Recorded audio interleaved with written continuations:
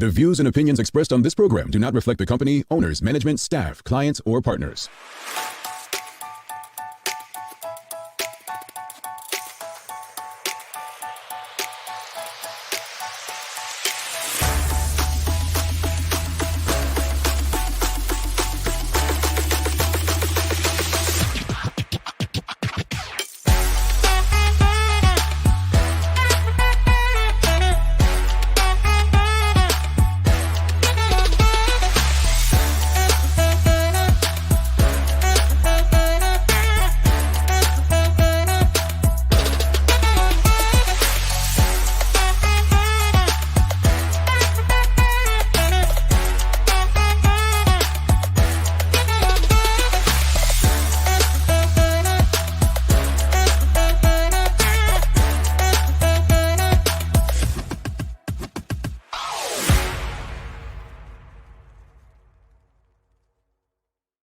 It's Friday, the 7th day of July, 2023. Welcome to Bermuda's Daily Talk Show. It's the Daily Hour brought to you by the BAC Group of Companies, Medicals, and Lindos. I'm Jamal Hartman. She's Sencha Durham, and Maya Palacio will be with us in a bit to bring you the latest in her news break brought to you by People's Pharmacy. Sencha, good morning and happy Friday. Happy Friday, Jamal. Happy Friday.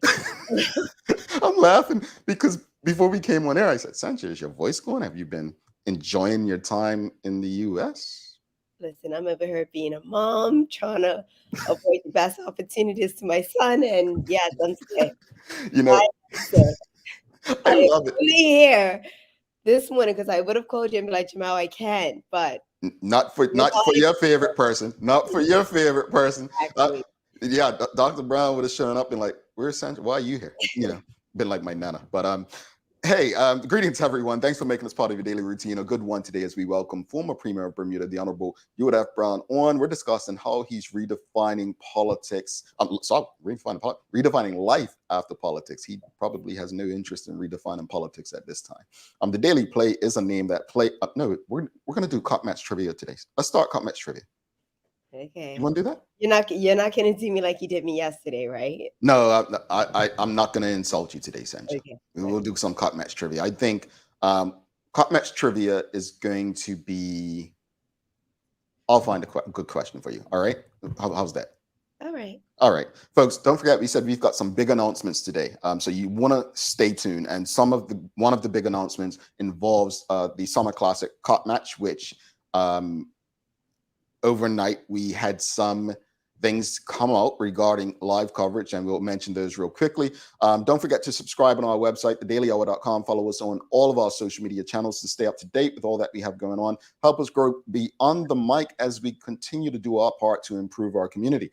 And if you haven't already, make sure you follow Media Maya and the Daily Hour on Threads. That's the new app. Chances are, Sancha, she's not down with it yet. Don't leave me alone. I'm just saying, I'm just saying. I'm not feeling great. Okay. She's not feeling great, but Sanjay, she doesn't have it yet. Good morning to you, Karen Simmons. She says, happy Friday. Have a blessed and safe weekend. Tanya Cheeseman says, happy Friday, Jamal and Sencha. Have an awesome weekend. You as well, both of you. Thank you for your support. So real quickly, we're going to do something different this morning. We're going to bring Maya in early for the news break. And then we have a few things to touch on. And then we'll bring Dr. Ewart Brown on for an extended conversation. I don't think Dr. Brown's going to be hanging around as long as Sir John. So get your questions and comments in early. Sir John had us on for like 2 hours, remember? So I think Dr. Brown may have a round of golf to play. We don't hold him from his tea time. All right, so let's bring Maya. Hopefully she's ready. We'll do the news break. So bear with us, folks. Make sure you share the link. Again, we've got some big announcements coming up. Share the link and let your friends, family know this is a conversation they do not want to miss.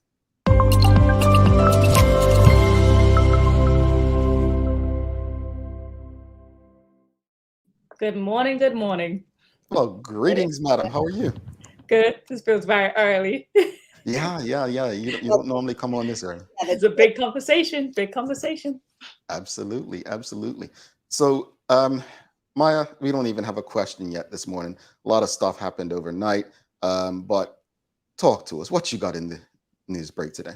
All right. Well, good morning, everyone. This is the Daily Hour News Break brought to you by People's Pharmacy, of course. Now, officers observed a car overturned and resting on its side. That's the news for this morning, starting out shortly after 9 a.m. on Thursday, the 6th of July. Police responded to a report of a single vehicle road traffic collision involving a motor car near the junction of Lantana Road and Somerset Road Sands. Reports are the vehicle was traveling out of Somerset along Somerset Road when, upon reaching the junction of Lantana Road and Somerset Road, the driver lost control and struck a wall, causing the motor car to overturn before coming to a stop on its side down an embankment. The female driver was unhurt, thankfully, but the vehicle was extensively damaged.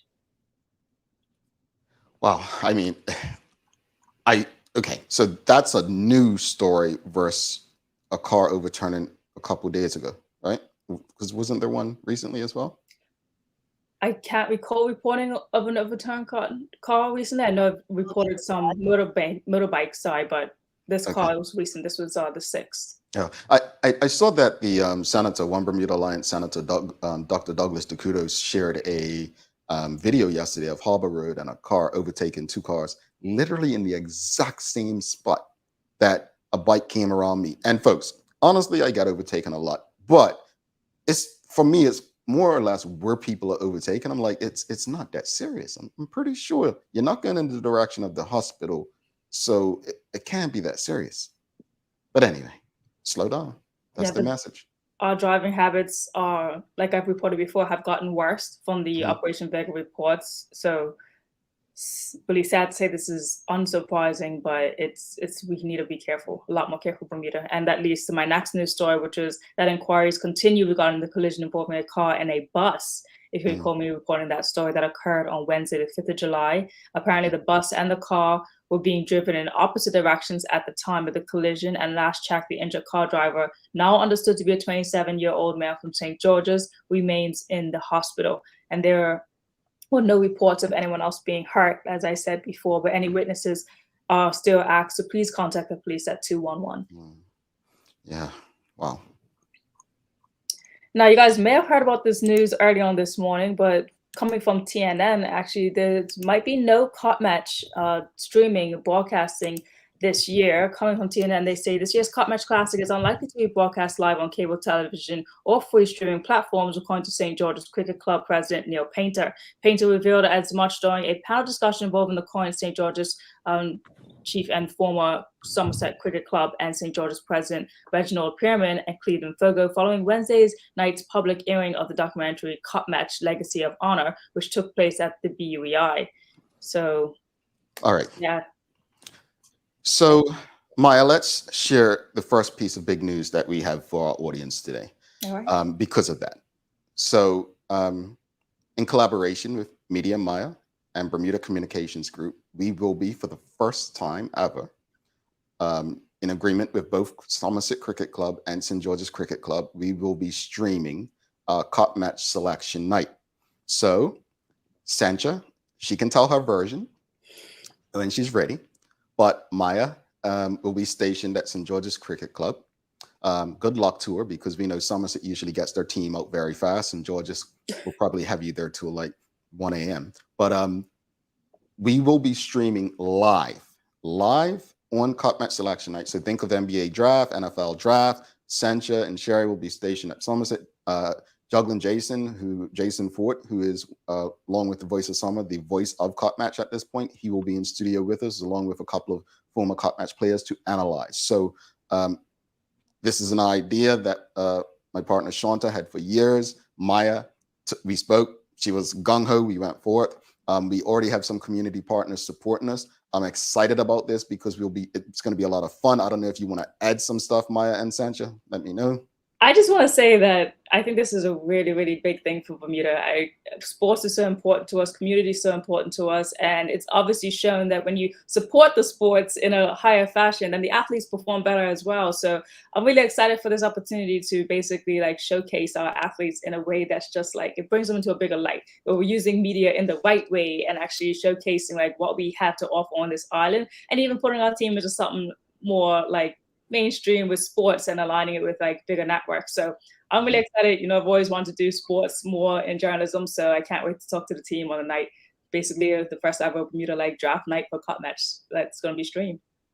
And Sanchi, your sister Sherry is excited you're both in Somerset. Please tell the people what's on your mind, Sanchi. Oh, I'm excited about this. We're creating history at this point. It's never been done, and we are creating this. And everyone, Jamel sent me a message. Jamel obviously does not know me. He sent me a message and said, Sandra, I just want to make sure that you're okay and you can handle this. I didn't say handle. I said comfortable. I had to send Jamal back a message and say, Jamal, do you know who I like? What are you saying to me right now? Hold on. Can I tell my side story? Folks, I sometimes feel like I'm asking, like Maya responded to me the other day. I said, Maya, can you call me? She's like, again? So, sometimes I feel like I can be overbearing and asking them stuff and so on. So I just want to make sure I'm not asking them like too much, like taking them away. So that's what I meant by it, folks. No, you didn't. You basically wanted to know whether I was afraid to get in front of a camera and that's what you said, Jamal. I mean, that's kind of what. No, I didn't want to say afraid, but like, are you good? Like, are you sure? Do you want to? Okay. Like, if you even just Google Sandra Dorm's name, which I just did, all these images of her. Wow, you really did that? Like, yes, all these red carpets, maroon carpets and stuff. I went to theater school. I did film and TV for a bit. Jamal, stop. Folks, this is why, I'm actually mad at Larry and Phil right now because they leave me getting beat up by the ladies all the time. But anyway. You put yourself in these positions. I felt insulted. But we made it up. But to the audience, really quickly, folks, you will be getting more information about that in the coming weeks where you will be able to stream it and watch it. What we will say is that we've invested a lot into a website, so it will not be on social media. It will be on a website. It will be free. All you will have to do is put your name and email address in, and you'll be able to stream the coverage. These ladies and the gents that are involved, one thing I will say is when they do something, they do it with all their heart. They do the preparation. They do, they don't do mid-level stuff. So you will be expecting something. Why I think this is important to tie into what Maya just reported about Cop Match. Folks, I know some of you are upset, but right now, give me 2 minutes. The Honorable Glenn Blakeney, former Minister of Sport, he's the one that brought you Cop Match live all day for the first time ever. And what did everyone do when he did that first year, I believe 2007? They complained because it was pay-per-view. Let's just go back before that. The only time you got to see Cop Match televised was Bermuda Broadcasting sharing it for the end of the day for about 2 hours prior to that. That's it. When this man invested and brought it to you, you had an issue paying for it. So the following year, there was no charge, right? And James Talbot, the late James Talbot, who helped produce that, is no longer here. Many of Bermuda's most talented people are no longer able to give you that. So it's very easy to look and say, well, the clubs are dropping the ball. I'm not here to defend any clubs. I think many of our community clubs can be run much better. But there's a brain drain taking place. It takes people. I mean, I know we're living in a social media age where we think we could just take our phones and capture content and show a cricket game. It doesn't work like that. But Glenn Blakeney was on to something in 2007. We were spoiled. Now, we need to understand that when it comes to production, Sancho's not doing this for free. Maya's not doing this for free. It takes money, investment. So if they say, well, we'll bring you televised coverage or stream it, you have to pay for it, I don't think you should complain. No, there are others, Sancho and Maya, that have said, oh, we've commercialized it too much. Cop Match has become too commercialized. I don't disagree. I think you don't want to mix that too hard. But unfortunately, we live in a time where things cost money. And people's time is not free. Mm-hmm. I've spoken with both club presidents this morning. I've had their information. Could the clubs do much better? Sandra, Maya, let's all nod our heads in the same direction. This is the conversation we had before we came on. I Yes, think the clubs have a responsibility to do better. correct.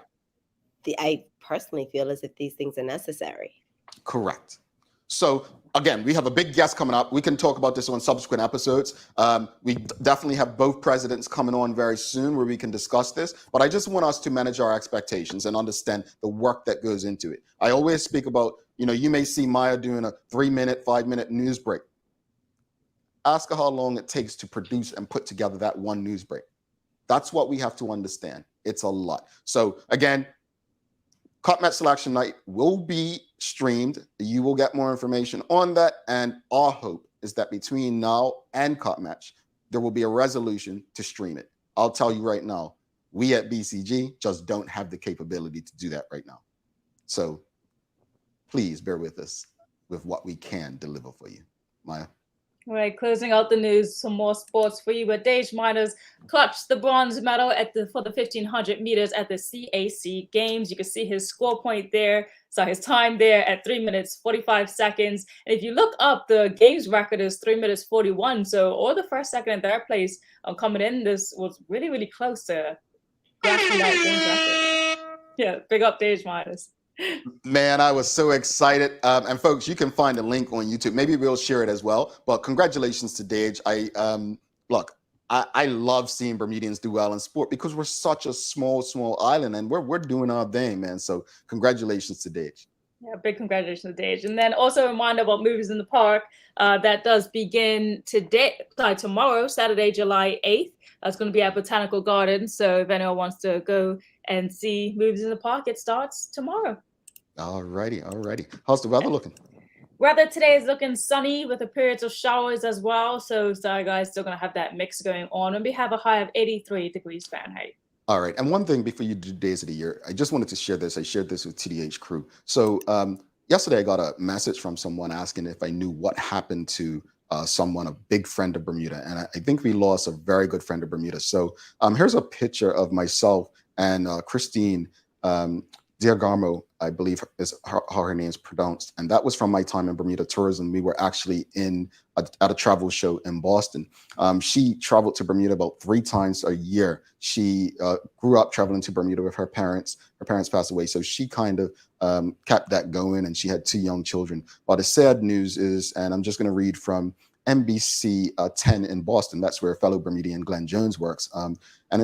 Very sad story. Son charged with murder in woman's fatal beating. So unfortunately, I mean, she was one of Bermuda's biggest fans. I met many people in tourism, and I can tell you, she was probably one of the biggest advocates. And to get that news of someone being murdered by their own child, allegedly murdered by their own child, is very sad. And I just want to send on behalf of Bermuda and Bermudians for a person that spread the love and spread Bermuda and kept our name high and on the minds of so many people, sending her family and friends and community all the love, comfort, and strength in the world. So thank you for always keeping Bermuda top of mind.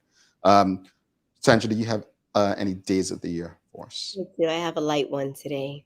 Today is World Chocolate Day. Do you like chocolate, guys? Yeah. Milk chocolate, dark chocolate, white chocolate, chocolate milk, truffles, Snickers, chocolate cake. Indulge in any of the many kinds of chocolate out there. The history of chocolate goes back 2,500 years. The Aztecs loved their newly discovered liquid chocolate to the extent that they believed that the god of wisdom literally bestowed it upon them. Cocoa seeds even acted as a form of currency. Could you imagine going shopping to buy a house with a huge pile of cocoa seeds? Wouldn't that be wonderful? Enjoy some chocolate today, guys. So before everyone goes, audience, let us know what your favorite chocolate is. What's your favorite chocolate, Maya and Sandra? My favorite chocolate that I actually ever ate in my life actually came from my sister Fair when she went to Ghana in P6 for a trip, and she brought back home some of the chocolate from there that they had made, and she got to watch them make. That was the best, oh my days in my life. I still remember because I was so young, and I was just like, this is what chocolate's supposed to taste like. What's yours, Sandra? Chocolate's my weakness. I any chocolate. Okay. Yeah. All right. It has to have a little cookie or something not in there for me. But Maya, thank you so much. Have a Thank you, guys. wonderful weekend. Have a Folks, great chat. thank you. Don't go anywhere. We've got the Honorable former Premier Dr. Ewart F. Brown coming up. You don't want to miss this. Get your questions and comments ready. Stick with us.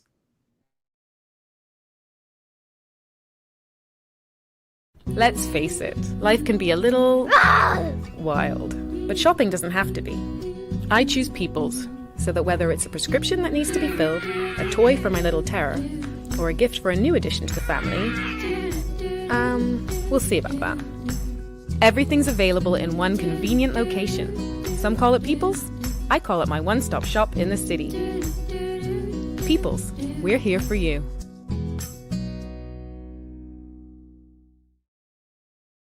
Welcome to the new bulk store, Lindo's Next Level.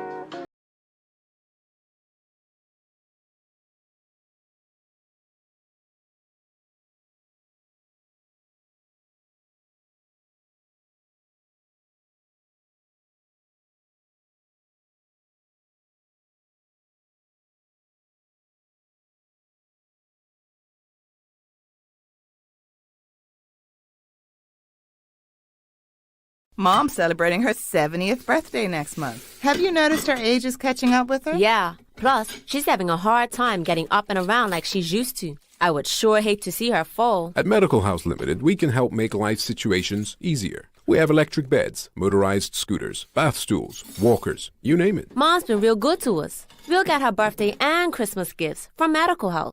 Medical House has relocated next to the Dendy Town Field. Number 6 Bakery Lane, Pembroke. Telephone 292-3622. Righty, welcome back to the big show, Centra Dorm. I'm Jamel Hartman. It's the Daily Hour brought to you by the BAC Group of Companies, Medical House Lindo's, and People's Pharmacy. Folks, please don't forget to subscribe on thedailyhour.com and follow us on all of our social media channels to stay up to date with all that we have going on. Help us grow beyond the mic as we do our part to continue to improve our community. And we have another announcement coming up a bit later, so stay tuned if you like that Cotton Match Selection Night 1. Snickers, that's what we've got from Karen Simmons, our favorite chocolate. Sherry Vanderpool, Snickers, Lind. Is it Linda or Lind? From Traveling Trotty, and Mr. Goodbar says Renee Simmons, Snickers, and Carol Griffith, and Bounty, Laverne Tucker. We have a lot from Marcia. She says Mr. Goodbar, Cadbury Honut, Godiva, Gullion. I mean, come on. Wonder if Dr. Brown has a favorite. It's like any type of chocolate. Let's bring Dr. Brown and see if he has a favorite.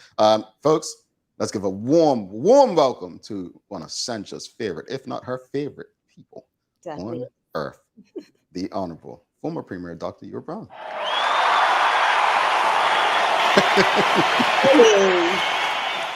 Greetings, sir. How are you? I'm fine. I'm having a lot of fun watching you guys. you see how she picks on me, right, Doc? Yeah, but I'm not sure. It looks like it's the other way. It happens. I mean, it happens that way. I'm going to ask you, just since we're doing it, what's your favorite chocolate? Actually, I like hot chocolate. I like to drink some hot chocolate in the morning. Okay. And I also eat chocolate bars, Okay. But not a lot. I don't like to eat too much of that. Okay.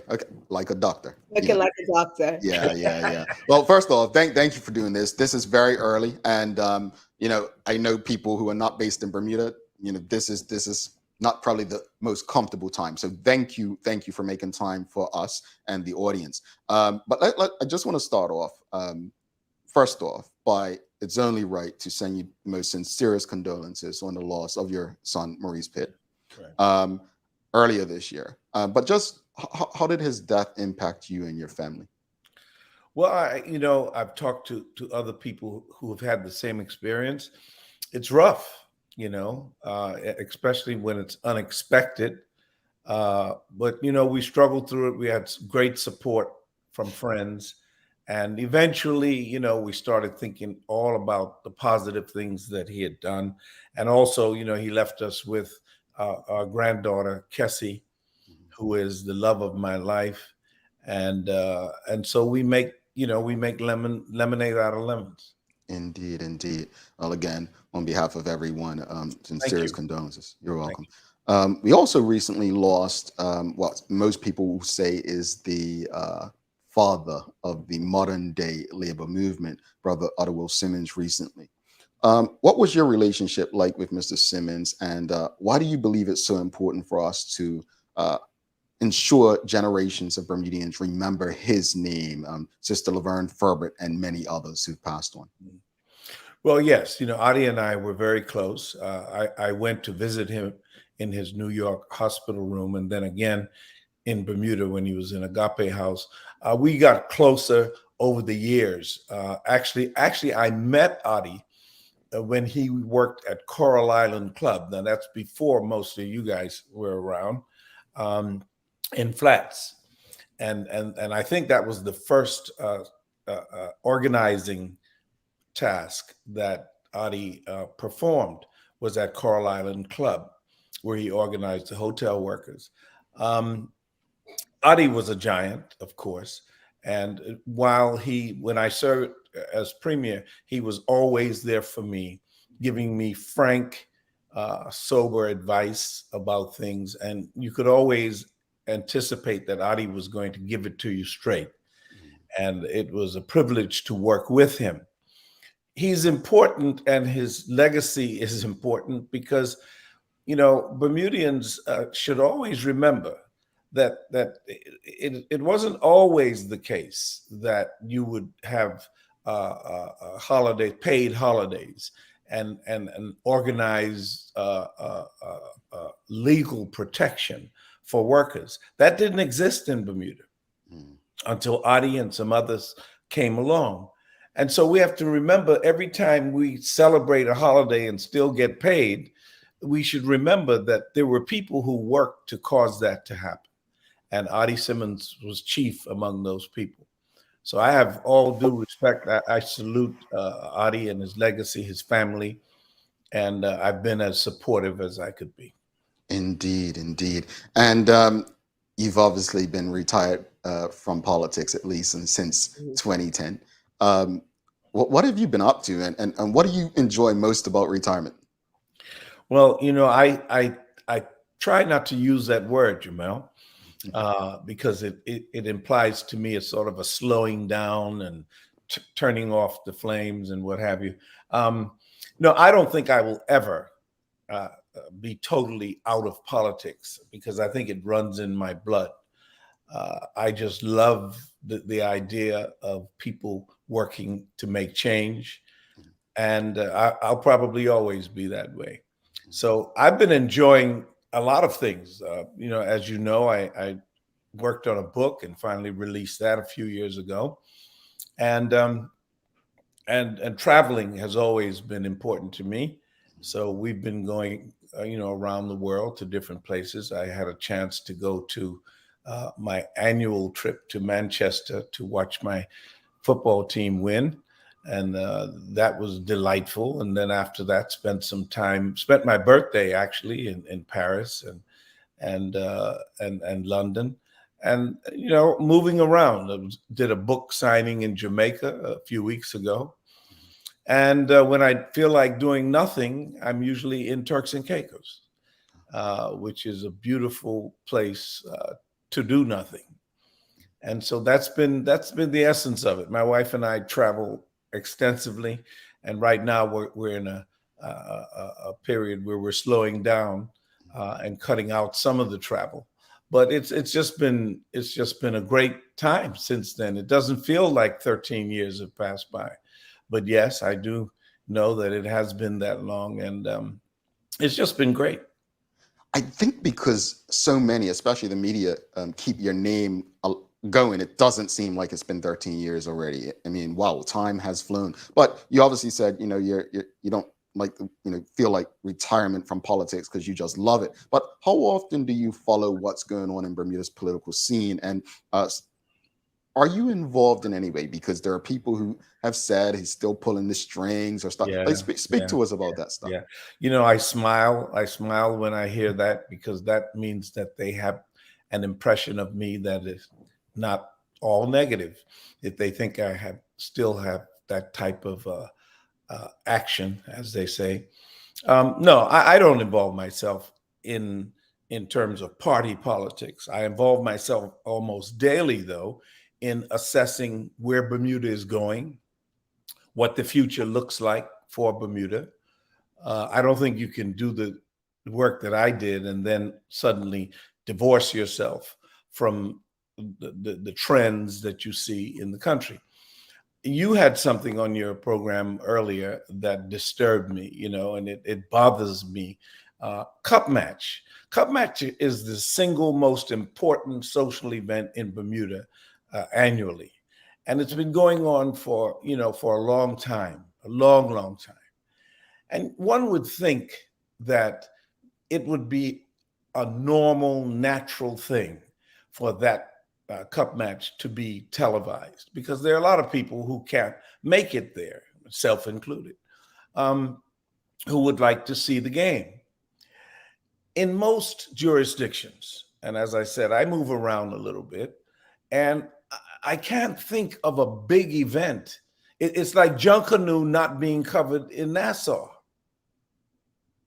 It's like crop over not being covered in Barbados. What is going on? Why are we so dysfunctional?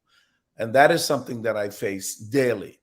I look at the newspaper, and it's not all negative. I don't want people to think that everything that I think about Bermuda is negative, but when I look at 80-something bus routes canceled, all these things are pointing to a certain level of dysfunction. And I don't think that portends a positive future for us if we continue to go down that track. Cup Match should be on TV, period. Yeah. I think the 99.999 keep going percent of Bermudians would agree with you. I definitely believe that. Real quickly, just how have you been able to redefine a life, after leaving politics as premier? What has been the most? I mean, obviously you're still connected in many ways. Some people won't let you leave, but how have you been able to, look, I'm not involved. This is how I'm living my life. However, I may give advice if asked. Well, I don't think you stop and formally draw lines.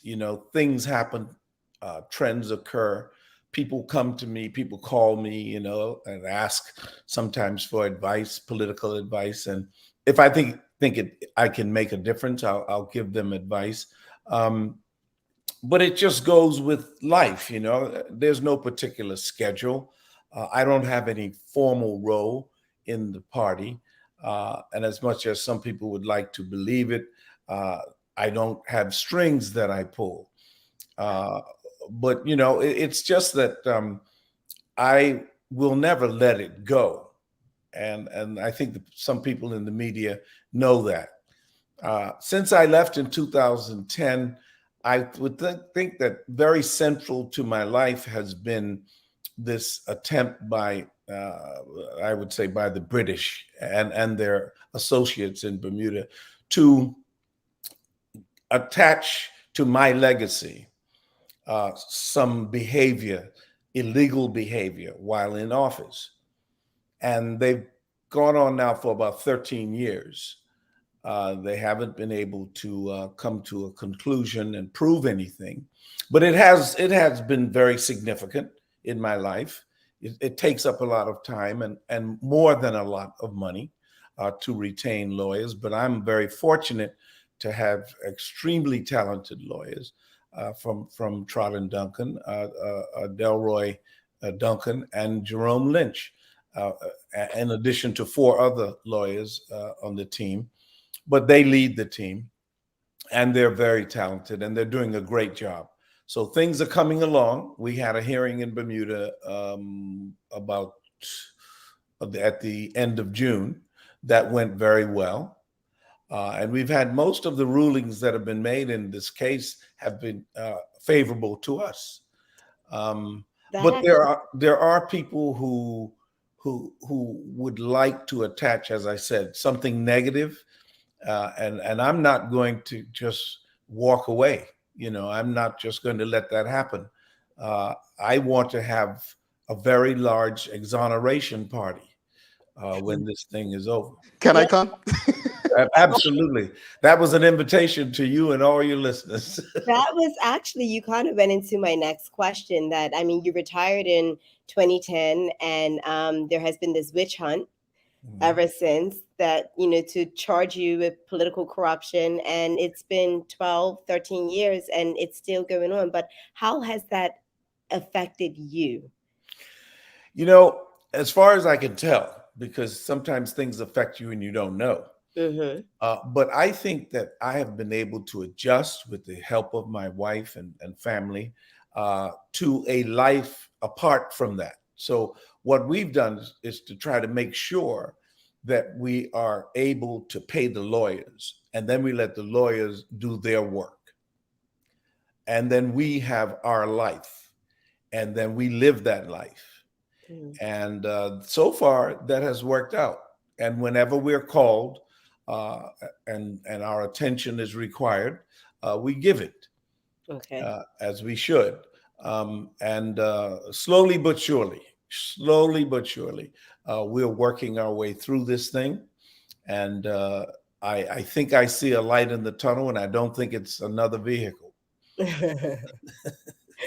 So I watched Truth Be Told, and you made a statement that I found quite interesting. You said that you cannot claim that any of what has happened to you was a surprise. Right. Can you explain what you meant by that? I will try, Satya. My political interest, my political drive comes from deep within, deep. Mm-hmm. And it's deeper than my detractors would ever imagine. And so I came upon this in a family that was full of politicians. That's something that many Bermudians don't know. I was the sixth person in my family to become a member of parliament. You know, I didn't just pop up without context. Yeah. And so these people, you know, have contributed to my thinking. And I've always wanted to be a change agent for good. And so that's been the driver, you know, that always is at the top of mind. And I just feel this deep determination to make change and to be unapologetic about it.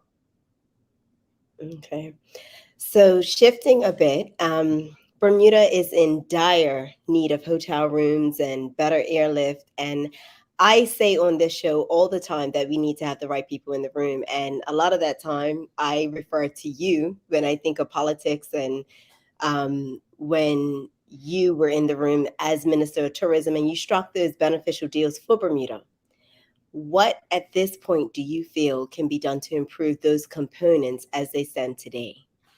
Well, that's interesting. You know, that was one of the best political periods of my life. Mm-hmm.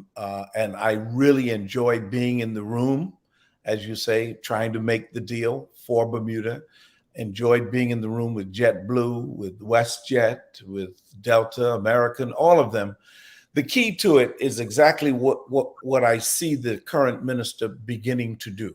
And it's not because I said anything to him, although I was quite vocal in certain circles about it.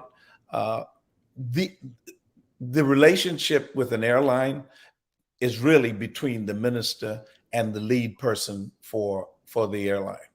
And a personal relationship is very, very helpful in forging those movements, making those deals. You have to do that. We chased JetBlue for 5 years. Mm-hmm. You know, it takes time. I saw a picture in the Daily yesterday, I think it was, with the minister with some people in Atlanta from Delta, but the photo didn't even identify who the person was from Delta. That concerned me, but I'm sure he met the right people. That's the key. Conversations between the right people. And from our side, from the Bermuda side, it's a matter of making our case. I can tell you, getting the Miami-Bermuda flight was a very, very difficult task. It took years. But as a result of the open relationship that we had with Peter DeLauro, who was the vice president of American at the time, we were able to convince him to try it. And it turned out to be their most successful route, a startup route in about 20 years.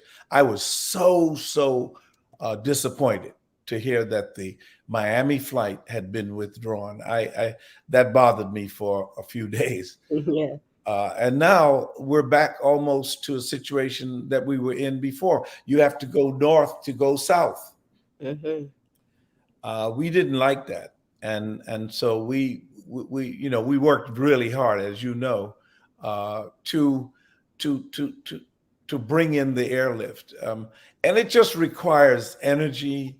As I said, the creation and maintenance of relationships. And it just requires that, to be done. Otherwise, it won't happen. Bermuda is important to us, very important to us, but not so important to other people. Exactly. So what's your thoughts on hotels? You talked about airlift hotels. Well, it's a chicken and egg situation. The airlines say we won't establish a flight to your destination until there's more a space for people, and we see people wanting to come to the hotels, and the hotels say, well, we can't do it unless we have airlift. But both of them have to happen. That's essentially it. And I think Bermuda has enough hotel space for its annual visitor numbers, but it doesn't have enough space at peak time. Mm-hmm. That's the problem. And so I think what you'll see, and I hope it happens with the Southampton Princess development, you'll see beds coming online, and it'll be a slow process.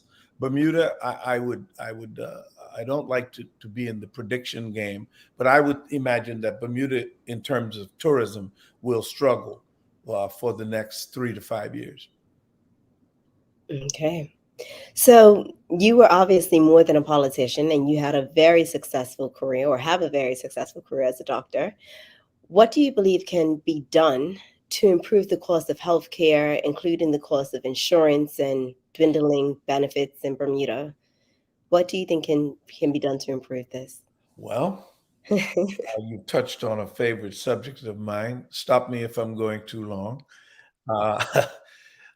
First of all, let's talk about the idea of healthcare being costly. Mm-hmm. Healthcare should be costly. If it is as important as we say it is, then it should be at least as costly as a vehicle or as a trip. So first of all, I want to make the point that good health care is going to be expensive. Can it be less expensive? Yes, in places it can be. But I want to make the case for health care being so important that we have to be willing to pay for it. If you want your people to be healthy, then somebody's got to pay for it. And I will say this. We think health care is expensive in Bermuda, but every item that you see on the grocery store shelf is more expensive in Bermuda than it is in New York, than it is in Miami. But healthcare is not. So I want to make that point. Now, what can we do to make it more efficient? I think that's our problem in Bermuda, is efficiency. I know that when I came home in 1993 permanently, there were fewer than 50 doctors in Bermuda. A lot fewer. Today, there's almost 150.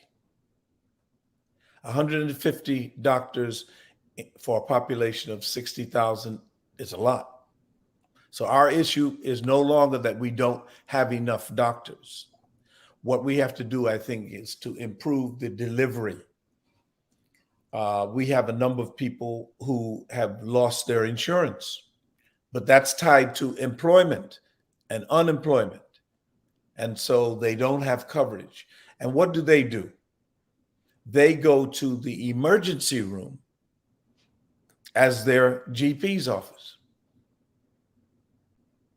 That's not good.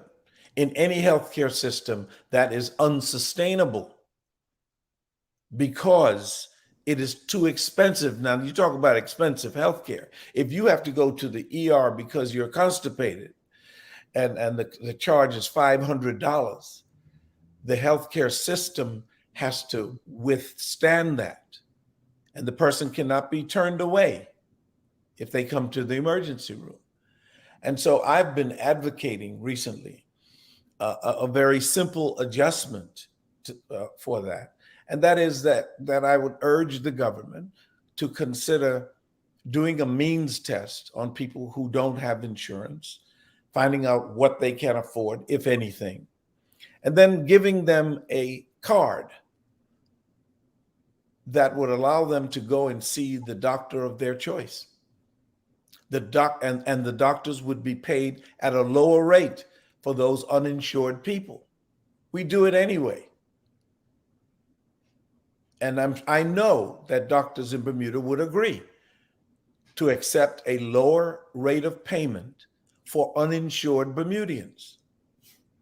And that way you take them away from the $500 charge at the emergency room. And you save the government money when you do that. That's a very simplistic approach that could be applied tomorrow. I mean, that could be worked on tomorrow. Bermuda's not all that large, and we don't have the logistical problem. But that's the kind of thing that I think we have to do to make the healthcare less expensive, especially when the government is paying the bill. So, and I've seen that work. In fact, during my time in office, we had a system similar to that temporarily before we set up Future Care. That's what we were saying to people. It's less expensive that way. Do you know how many doctor's visits you can get in for $500? At least I know some places where you could see your doctor a few times and not spend $500. So I think we need to move quickly. We need to make decisions. And you're never going to get 100% buy-in, but if it's effective and efficient and good for Bermudians, if you think so, government, then that's why you're there. Make the decision and move the agenda. Real quickly before you go, Sancho, I just want to remind the audience, if you have any questions or comments, send them now, and we'll try to get through as many as possible before Dr. Brown heads out. Go ahead, Sancho. So I say all the time, as I said already, we don't have the Ewart Browns in the room anymore to get the deals done. And we need them because Bermuda doesn't, in my opinion, does not have the leverage that we used to. How can we attract investments into Bermuda without essentially giving away the candy store? I'm not sure that the candy store is still a candy store. Let me say this about, you mentioned about having people in the room, and I appreciate the compliment, but you know, Bermuda does not have a surplus of talent, and that's understandable. We are small. And I'm beginning to wonder whether the political system, the governance system that the British left for us is really for us. Here we are with 60,000 people. How many truly talented, politically inclined people can you get in a year out of that size population, where the population growth rate is either negative or very low? How many brain surgeons do you think we're going to produce per decade? You know, let's be real about it. We have an issue with talent, and that includes political talent. So I think until we change that system, as Barbados and some of the other islands are doing, until we change that system, we just need to collaborate more. We need to listen to people regardless of their party affiliation. And if a good suggestion is a good suggestion. If somebody from the OBA thinks that comes up with a plan to stop the bus cancellations, we should listen to that person. And in Bermuda, in the situation we're in, we should listen intently, you know, because we just don't have as I said, a surplus of talent. And we surely don't have a surplus of people who are interested in politics. And a lot of that has to do with situations like mine where, young people are looking at what's happening with me and with other people, and they say, you know what, that's not for me. I don't want to get into that. I don't want to be involved in court cases and what have you. But I say to them, don't worry about that. That's part of the experience. If you like politics, get in there and make a difference. So with that being said, when you look back at your political career, is there anything that you wish you would have done differently? There's a standard answer to that, Sancha. Sure, there are some things that I might have done differently, but then you know what? My experience would have been different. And some of the outcomes may have been different. I have to live with the decisions that I made. And for the most part, I know that I made the decisions thinking that they were in the best interests of Bermuda. I really did. And that includes bringing the Uyghurs, by the way. I thought that was a wonderful decision, a humanitarian decision. I know there are people who don't like it. And some people say that that's at the root of what I'm going through now. It may be, I don't know. But if you ask me if I had to do that over again, would I do it? Yes. Would I do it in the same way? Yes. So I would say the Uyghur situation was one of the highlights of the experience. The other was people like yourself, young Bermudians who were being exposed, and Jamel, in fact, being exposed in the tourism context and making connections and living a life, a lot of it outside of Bermuda. I'm very proud of that. I'm proud of you guys. What you're doing now is didn't just happen in a vacuum. It was your experiences and the development of your confidence levels and what have you. And that's good. So I'm proud of that. And it's hard to measure that. But I am extremely proud when I see people such as yourselves doing what you're doing, spreading the word, trying to get information to people, talking to people other than myself who have a lot to say. But I think that those things would have to stand out. So many people have stated that this PLP isn't their grandmother's PLP. The young people seem to be becoming uninterested in the process. Bermudians seem to be leaving in droves. Education can be deemed as in shambles. Tourism isn't competing with similar destinations. Road deaths are out of hand. Crime is a problem, and people are starting to feel hopeless. What would you say to those people who feel? I say to those people, and life goes on. My clothes are not the same as my father's clothes. Mm-hmm. My car surely is not the same as the car that my father had, much less my grandfather. He didn't even have a car. Life changes. The world is changing. And as P.J. Patterson used to say, we cannot say, I want to get off. We're living in this world, and that's what it is. And Bermuda has to face the fact that for years, we were riding the crest of the wave, when a taxi driver could point out the houses that he owned, to his passengers. Those days are past. And as some people say, the chickens are coming home to roost. We built an artificial economic system where people did not have to be well trained in what they did, and they were able to be employed, sometimes 2 and 3 jobs, and the bubble bursts. And when the bubble bursts, you have to compensate. And that's what I think Bermudians need to start doing. Going to England is a temporary measure. And I suppose when that number gets to a certain point, the British will say that that's it. But I'm concerned that apparently over 5,000 Bermudians have left. That's a lot. And I'm concerned about how that affects a number of things. But you're right. Things don't look particularly rosy right now. But, life wasn't meant to be a joyride continually. We have to work. We have to do things. We have to turn lemons into lemonade in Bermuda. We need to start thinking like that. We are no longer the destination of choice in the region. And we just need to face that and stop acting as though, I remember when I first got in politics, people were talking like all you had to do was say the word Bermuda and people had an obligation to come to see you.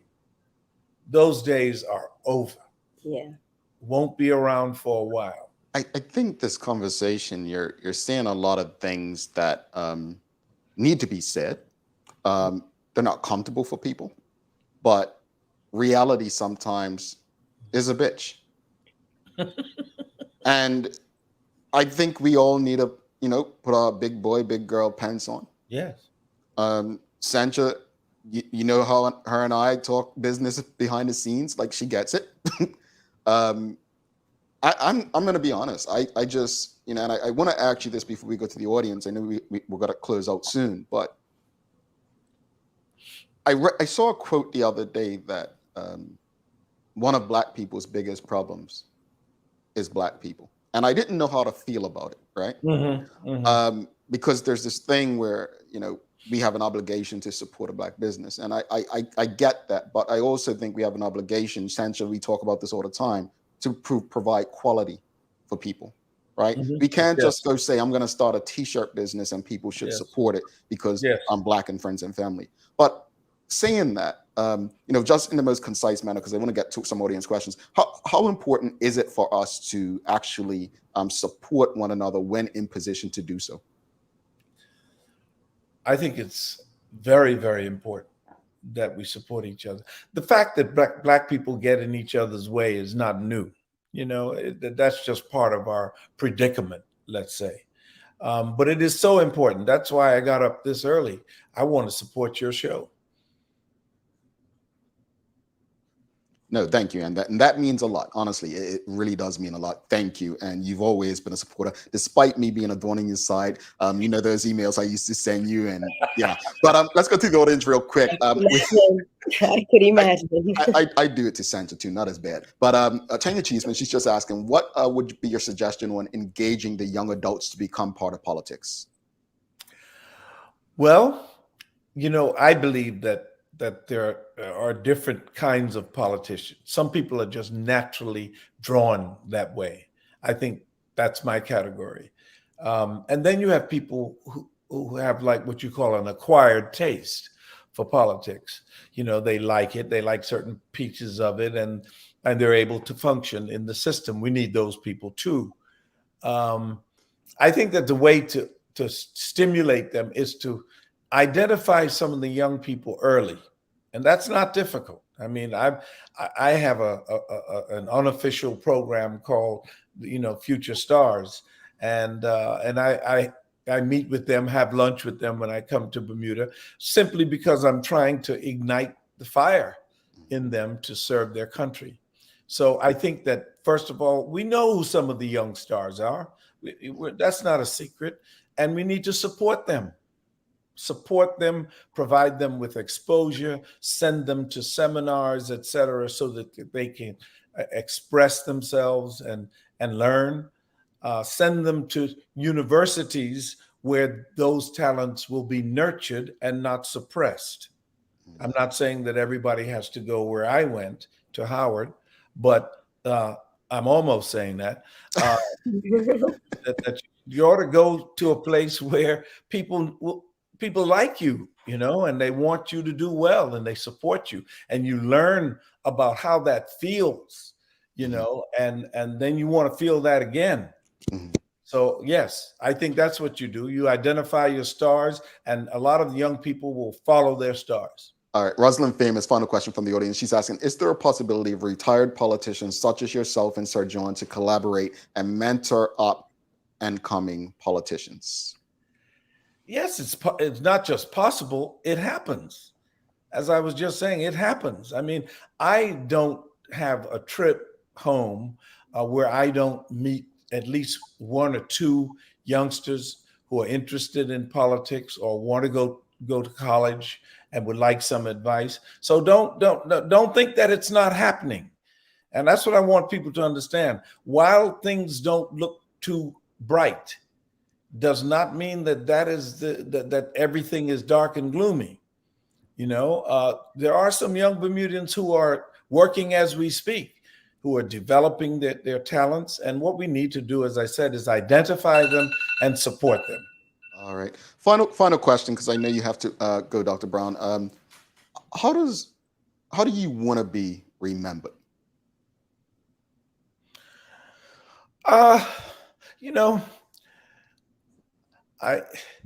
tempted to say it doesn't bother me. It doesn't matter. But I think it matters probably to my children and grandchildren more than it does to me. I would just like to be remembered as a person who tried to make change for the betterment of Bermuda and for the world. What my legacy is what you guys think, so that's not something that I would like to try to construct as I go along so I can have a great legacy. I'm just doing my thing, and you guys, make your comments and criticize and what have you. That's all good, but I'm just doing what I'm supposed to do. All righty. Dr. Ewart Brown, one last question. So real quickly, sometimes I go on the RG, the Daily, and I see comments, right? Because yes, sometimes they're funny and draining. Is that really you in the comments sometimes? Yeah, sometimes. Really? Yeah, that's me.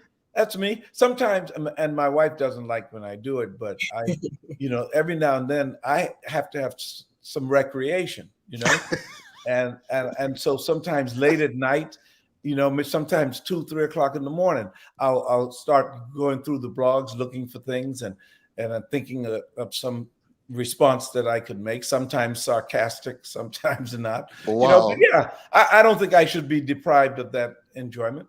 You know what? Honestly, sometimes you just got to add, and it shows that, you're not retired. You still have an opinion. You still want to have a say and make a difference. Dr. Brown, thank you so much, honestly, for doing this with Sancha and myself. Again, Sancha, you want to say anything to Dr. Brown before he heads out? I know how you feel. Yes, I think he knows how I feel. I can honestly say that when I was younger, and I remember going to Dr. Brown one day, and he said to me, and those are words that has stuck with me my entire life. He was like, "You need to get out of Bermuda." That was his advice to me. You need to get out of Bermuda. And I got out of Bermuda, and then I tell you, it changed my life and has, obviously developed me into the person that I am today. But to be in those rooms, and this is why I have so much respect for you. I was a lot younger, and to watch, the way that you and moved in certain rooms and made decisions and were very strong, no matter whether the decision was right or wrong. There was a clear-cut decision as to this is what we're going to do, and this is the direction that we were going to go in. And between yourself and my dad, and it's a lot to do with who I am today and how I make the decisions that I make in my life. Great. Well, that's nice. I'm proud of you guys. I'm really proud of you guys. And thank you for the opportunity. I just saw a message there from one of your listeners about Dockyard. When people ask me, what am I proud of? I can't always remember things because we were moving fast. It wasn't 4 years, it was 48 months.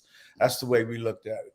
And Dockyard was a highlight of it, and a lot of criticism, a lot of questions. But were it not for that, the economy would be in even worse shape. Yeah. Dr. Brown, thank you so much. Thank you to your wife, your family for, keeping you going and allowing you the space to do this. I'm going to share a story once we come back from break about how instrumental you were with my mom when it came to me. But you already know that. But thank you so much, Dr. Brown, and we'll be in touch. Okay. Thank you very much, and all the best to you guys. All righty. The Honorable Ewart F. Brown. Folks, if you appreciated that conversation, please give us a thumbs up, a love, a like. Make sure you share that conversation with your friends and family. He said some of the most interesting things you will hear a leader say. And one of those things If the OBA come up with a great idea and it makes sense, do it. I swear there was a current minister that said, we're not going to listen to you or do anything you say anyway recently. We're going to take a quick break. Stick with us. Yeah, just stick with us. We have another announcement coming up as well. Ordering from ER Fisheries has just gotten simpler. With just a few clicks of a button, you can place an order for next day delivery or same day pickup. Our ever-expanding list of offerings now include grocery pantry items, specialty meats, and bread and dairy items. We know things have been hard, and we're here to make planning for your next meal or party easy. Whether you're a vegetarian or a meat eater, we have what you're looking for. And best of all, it can be delivered to your door in 24 hours or less. Go to www.erfisheries.bm and check out our wide range of seafood, beef, lamb, pork, poultry, fruits, vegetables, and plant-based products, all available at reasonable prices. That's www.erfisheries.bm. Thanks again to former Premier Dr. the Honorable Ewart F. Brown for taking the time to have a conversation with us. Folks, if you appreciated the conversation, please give us a thumbs up, a love, a like. Make sure you share that conversation with your friends, your family, your colleagues. Thanks again to the BAC Group, Medical House, Lindo's, and People's Pharmacy for ensuring that we can have these conversations. One thing we forgot to mention, Dr. Brown is actually celebrating 30 years, and quite a few people mention it. Congrats on 30 years of Bermuda Healthcare Services being in business. So congratulations to Dr. Brown on that as well. Let's do the daily play, and then we'll make the second announcement, and then we'll wrap it up. So time for the daily play, brought to you by Bermuda Trivia. Cot Match Edition is now available in stores. So follow Bermuda Trivia on Facebook, Instagram, Twitter, and TikTok to find out why it's Bermuda's favorite trivia game. Sancha, it's going to be your first Cot Match trivia of the year. Are you ready? Let's go, Jamal. All right. So this is an easy one, folks. Here we go. Easy for you. What former tourism minister was known as the original voice of summer? I don't know. What? I do.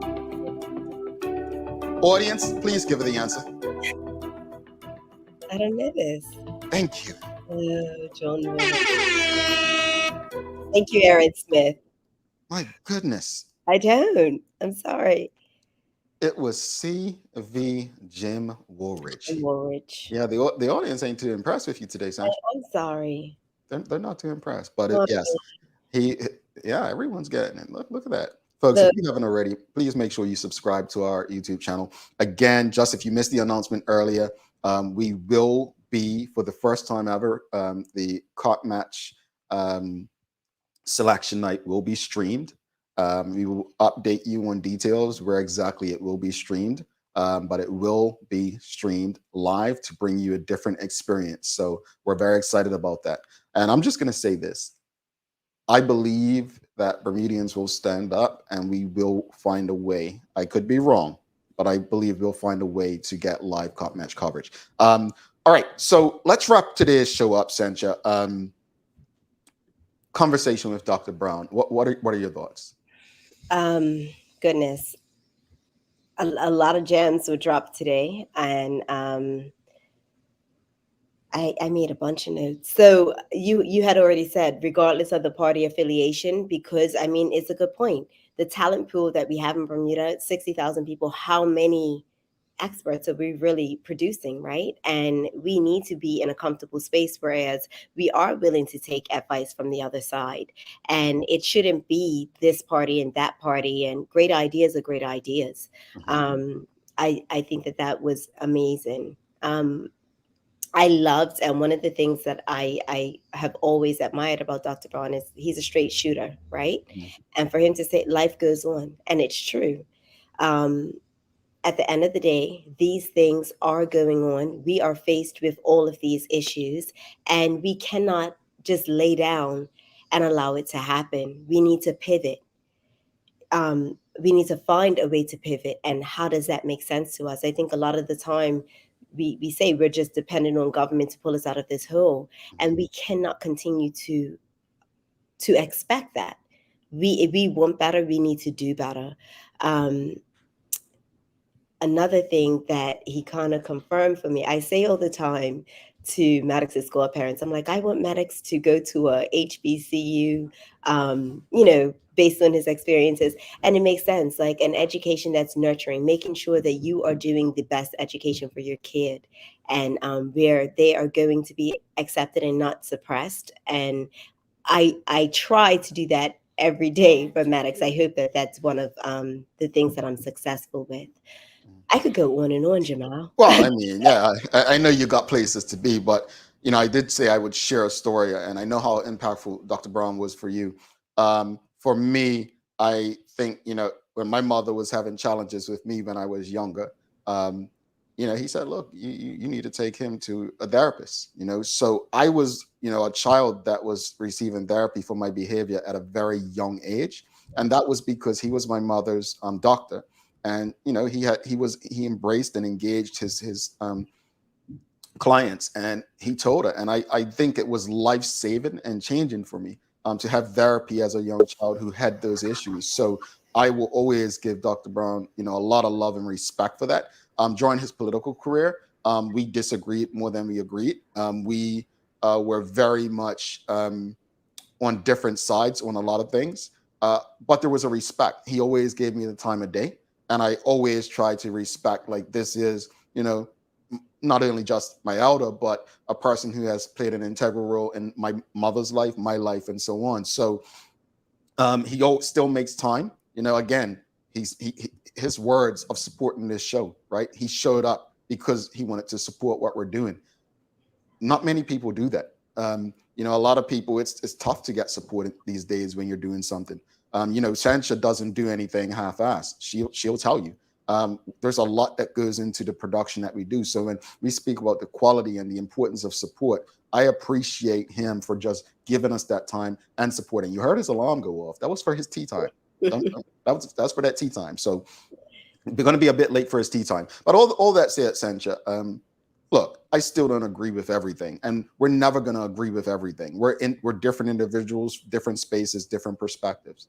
But what I do like is the idea, and somebody mentioned brainstorming. The purpose of having conversations is so that we can get closer to compromise and to collaborate and to find ways to move Bermuda forward. So my hope is that he said some things that will be taken on board by some others. I mean, was there a healthcare gem in there for someone? Yes. Yeah. He gave some great ideas. He's a politician. He would know whether they're easier or harder to do. So, yes, I definitely appreciated that. Can I just say this? I appreciated the point when he said it's about efficiency. And to be honest, Jamal, if our healthcare system was efficient, I would be willing to pay. I don't think I would complain as much about how much it actually costs. So I think that gem to say this is how we can lower the burden and help healthcare out across the board, I think it's a great one. Yeah. So second announcement, again, we'll be streaming Cup Match, BC. We will be streaming Cup Match selection night, sorry. And so second announcement is the restaurant crawl. Again, folks, we have some cool restaurants who have signed up. So we have Anchor signed up. We have Time. We actually are going to do something different and unique with Food Factory. I believe we have Whitehorse. And we'll be ending at, tell them, Sancha, for some nice dessert. Scoops.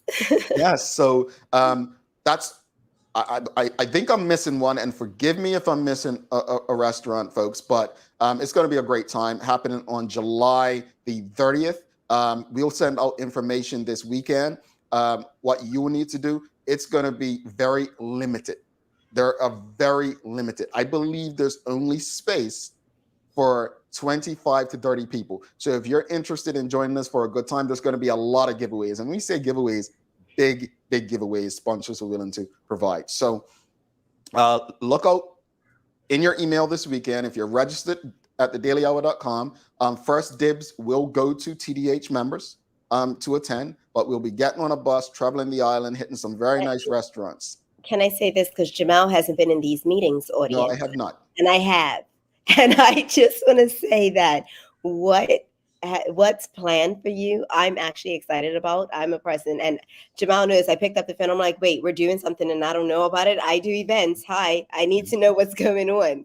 And we have had discussions and planning, and it is going to be an amazing time. I mean, right down to scoops. We're going to be making personalized sort of desserts for you that we don't have at Scoops at the moment. So we will be creating something for you for that night. I'm excited about I it. can't wait. And real quickly, since we're talking about scoops, I'm actually going to have some scoops for breakfast. I'm dead serious because I got the best vegan strawberry ice cream yesterday. Did you? Was it good? I haven't had the vegan ice cream yet. I'm ashamed to say. I make sure that I ask my mom about it all the time. I'm like, so what flavor do we have today?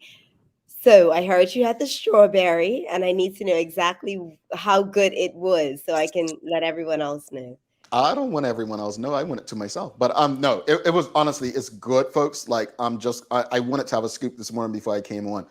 So Sancha, first of all, thank you guys so much for allowing Scoops to be a part of it, and the dessert spot, the last spot. Honestly, I'm gonna put you on the spot and just say, I know I've put Maya on the spot a lot, but having you on the team, just jumping in and being that person, honestly, I can't thank you enough for what you guys do. And Sherry will be present too, trying to trick me and bully me around, folks. So I might need security because you know how she is when she sees me in person. We've got some good news. Kathy Rogers, she will be there. We've got some sad news that Karen Simmons and Shonette Bell won't be able to make it. Yet. Yeah. So we understand, but you know what, folks? Some of our most beloved people aren't able to make it. That means there's space for you. There's space for you. So I want to say this before Sancha does the daily inspiration, and encourage you to do this. Go to our website, thedailyhour.com. Just put your email in. That's it. That's simple. We don't bother you with emails. Do it so that you can be updated on all things that are happening. Stay tuned. Sancha, you've got some daily inspiration for him?